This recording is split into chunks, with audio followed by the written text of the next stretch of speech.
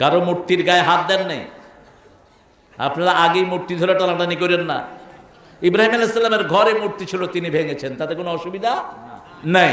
আপনার ঘরেরটা আপনি ভাঙেন, কিন্তু বাহিরের মূর্তির গায়ে রাসূলও কখনো হাত, কথা কন না কেন? রাসূল নবী হওয়ার পর 13 বছর মক্কায় ছিলেন। এরপরে যখন মদিনায় গেলেন, এই মক্কার দিকে ফিরে নামাজ পড়লেন। মক্কার ভিতরে কয়টা মূর্তি ছিল? 360টি মূর্তি।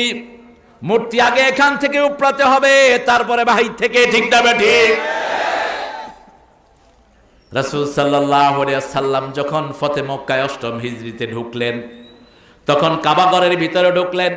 ঢুকে একটা একটা করে মূর্তির মাথায় বাড়ি মেরেছেন আর বলেছেন, কুল জাআল হক ওয়া যাহাকাল বাতিল ইন্নাল বাতিলা কানা যাহুকা।